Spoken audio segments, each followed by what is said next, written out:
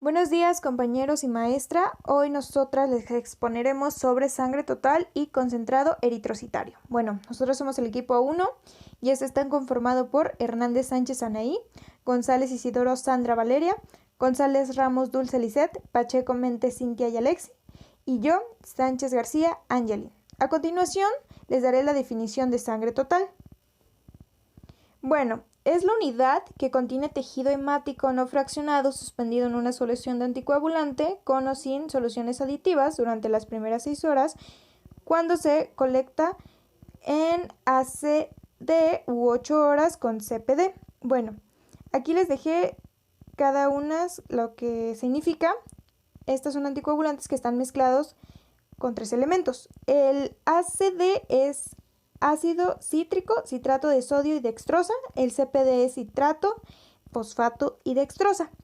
A continuación les mostraré una tabla para explicarles mejor sobre este tema. Como podemos ver aquí, el volumen aproximado es de 500 mililitros, más o menos el 10%. El hematocrito es del 36 a 50. La vigencia, como ya les había mencionado anteriormente, es de 6 a 8 horas. Las indicaciones son muy pocas. Solo se utiliza cuando el paciente tiene un sangrado excesivo. El modo de acción es de transporte de O2 que resultará el volumen sanguíneo. Las precauciones son las siguientes. Es transfundir el mismo grupo ABO y RHOD. Los riesgos son todos los riesgos comunes sobre descarga de volumen. Esto se los voy a explicar más adelante. Y la velocidad de infusión es tan rápida como el paciente tolere el volumen para la transfusión masiva. A continuación les daré la descripción. La sangre fresca total mantiene todas sus propiedades por tiempo limitado. La rápida pérdida de la actividad de los factores lábiles de coagulación de 8 y 5 de viabilidad y la función plaquetaria hacen que la sangre fresca total sea un producto poco accesible, escaso, limitado y riesgoso. La sangre total no es un producto para tratar alteraciones hemostáticas. La función de esta es el transporte de oxígeno a los tejidos y el aumento de volumen. El almacenamiento. Este debe de conservarse a temperatura de +1 a +6 grados centígrados dentro de las primeras 6 horas si se obtuvo con ACD y durante 8 horas con el resto de los anticoagulantes ya antes mencionados. Si se va a obtener concentrados plaquetarios, estos se deberán de almacenar a temperatura de entre +20 y +24 grados centígrados. Las indicaciones son muy restringidas. En la actualidad no debe utilizarse la sangre total. Lo indicado es que se usen los componentes sanguíneos específicos cuando se requieran, o en algunos casos bien definidos o sangre total reconstituida. Las contraindicaciones son las siguientes: anemia crónica normo o hipervolémica, pacientes que requieren soporte transfusional específico y pacientes con deficiencia de IgA. Aquí les puse una imagen, la cual podemos ver que en la primera bolita que está ahí dice normal, esa es la sangre normal y los eritrocitos que tenemos en nuestra sangre. Y cuando tenemos anemia hay ausencia de eritrocitos en la sangre.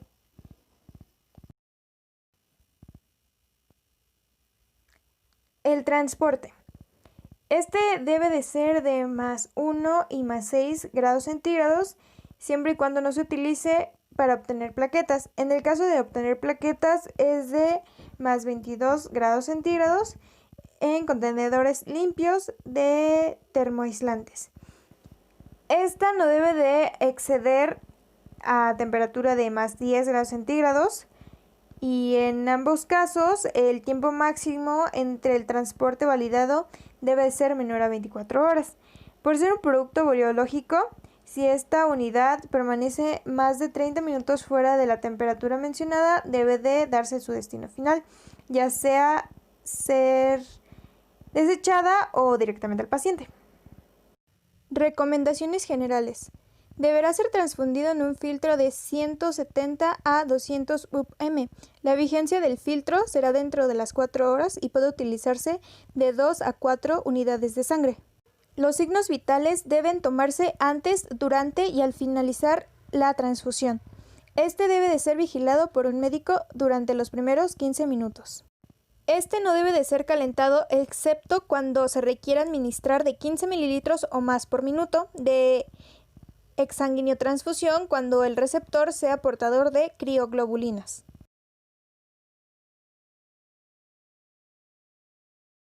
Esta no debe administrarse con medicamentos u otras soluciones en la misma vía, solo con excepción de solución salina isotónica del 0.9%. Esta debe de suspenderse de inmediato ante una reacción transfuncional. Dejar constancia de transfusión y efectos adversos en el expediente clínico. La velocidad de administración dependerá de la situación clínica del paciente, sin exceder un tiempo máximo de 4 horas. Los riesgos son los siguientes. Sensibilidad a antígenos eritrocitarios, leucocitarios, plaquetarios y de proteínas del plasma. Reacción transfusional por anticuerpos contra los antígenos ya antes citados. Hemolítica febriles, no hemolíticas, daño pulmonar agudo asociado a transfusión, alergias y anafilácticas. Sobrecarga circulatoria, especialmente en pacientes con problemas de manejo de líquidos. Y por último, enfermedades infecciosas transmitibles por transfusión sanguínea, virales, parasitarias, bacterias o priones. Otro de los riesgos comunes sería septicemia y bacteremia.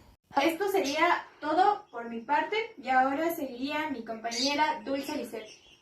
Buen día, mi nombre es Dulce Lisset González Ramos. El día de hoy les voy a explicar el tema sangre total reconstruida. La sangre total reconstruida es la unidad de concentrado eritrocitario al cual se le agrega plasma fresco congelado. El hematocrito debe de ser entre 40% y 50% y el volumen final dependerá del concentrado eritrocitario y el plasma utilizado para hacer la reconstrucción. La función de la sangre total reconstruida es transportar oxígeno hacia todos los tejidos.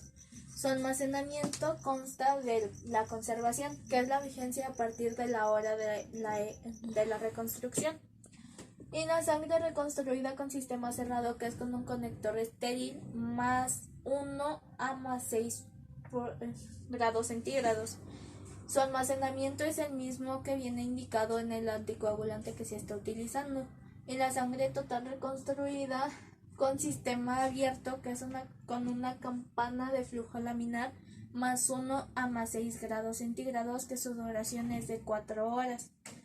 Las indicaciones es la exsanguineotransfusión, que es el proceso mediante el cual se extrae lentamente la sangre del paciente para recibir la sangre de un donador, y la transfusión de 10 unidades de concentración eritrocitaria, que es la transfusión masiva.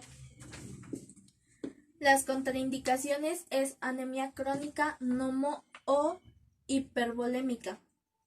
La siguiente sería que el paciente requiera de un soporte transfusional específico o que tenga deficiencia de inmunoglobulina A o que haya presentado algún tipo de intolerancia hacia el plasma.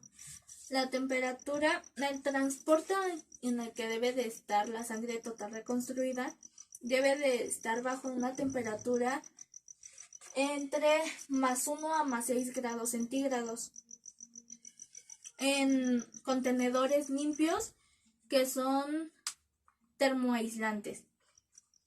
Se debe de utilizar un sistema el cual nos asegure que el contenedor termoaislante no sobrepase los 10 grados centígrados.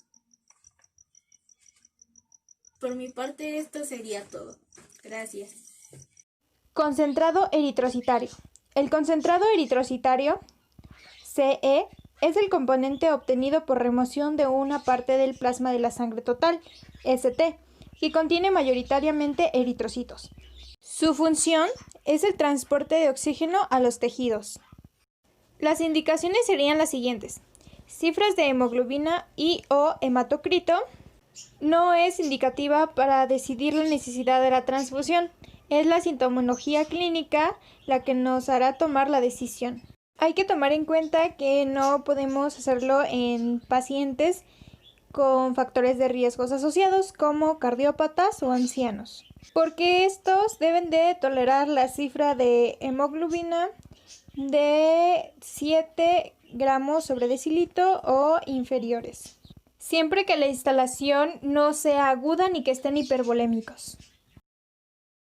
Las contraindicaciones sería anemia susceptible de corrección por otros recursos terapéuticos como hierro, ácido fólico, B12, eritropoyetina, etc. El transporte será en contenedores limpios termoaislantes.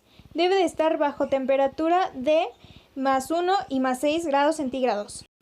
Esta no puede exceder de los +10 grados centígrados. El tiempo máximo de transporte debe de ser menor a 24 horas. Por ser un producto biológico, si esta unidad permanece más de 30 minutos fuera de la temperatura mencionada, debe de dárselo al destino final.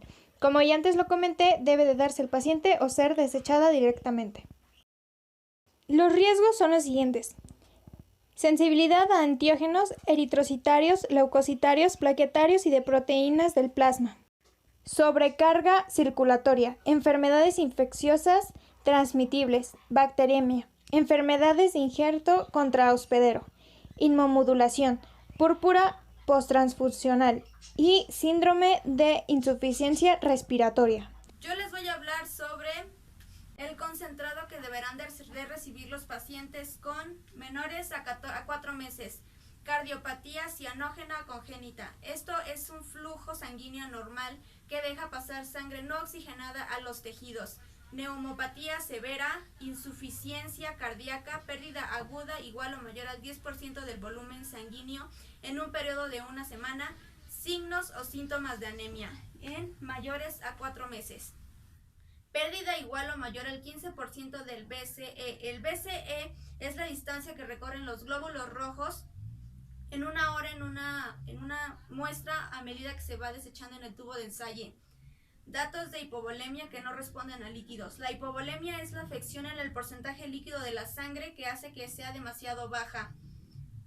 Patología cardiopulmonar severa, que sean sometidos a quimioterapias o radioterapias que tengan complicaciones de células falciformes como el ACV.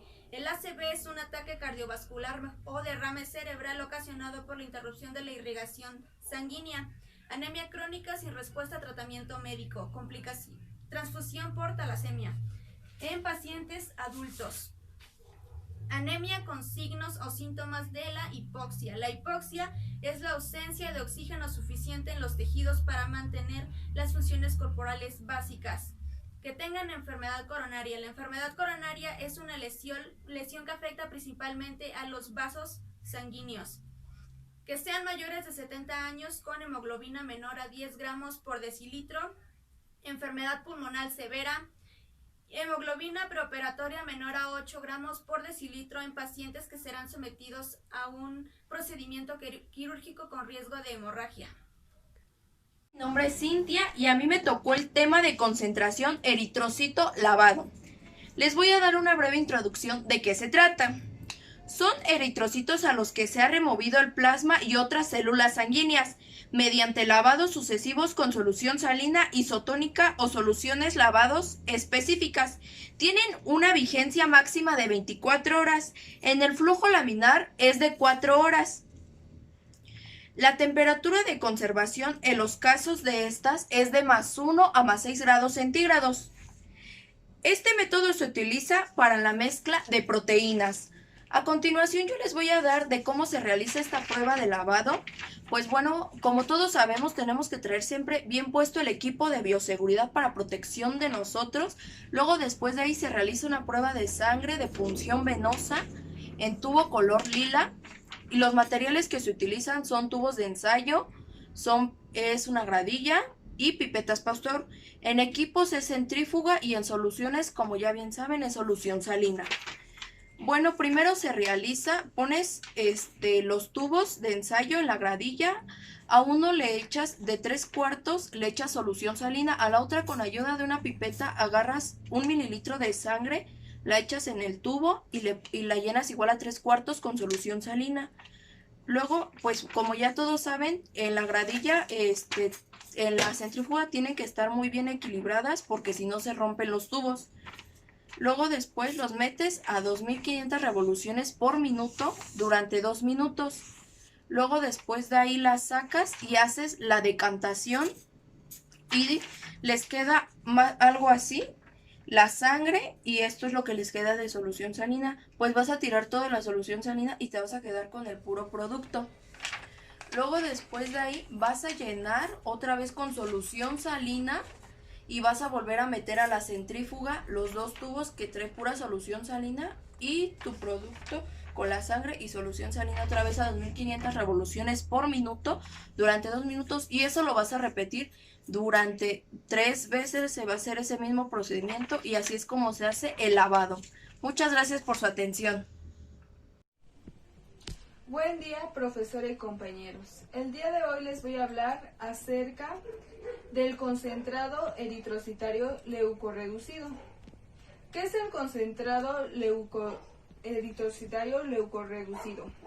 Es un proceso por el cual se eliminan los leucocitos de la sangre. La leucorreducción reduce el riesgo de la transmisión de agentes infecciosos como citomegalovirus, el virus linfotrópico T humano tipo 1 y los priones. Previene la liberación de mediadores inflamatorios como el IL-6B y TNFA4, que pueden causar reacciones posttransfusionales como la reacción febril neumolítica.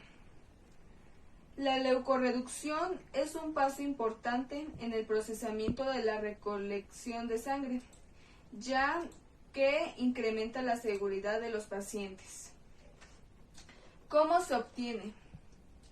Por medio de la centrifugación y remoción manual automatizada de la capa leucocitaria.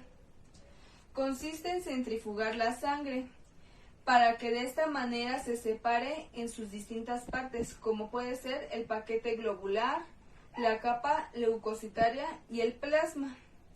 Posteriormente se logra una concentración final de 5×10 a la 8ª potencia de leucocitos respecto a la cantidad de leucocitos presentes en la sangre total, que contiene aproximadamente de 1 a 2×10 a la 9ª potencia, equivalente a la disminución de un logaritmo,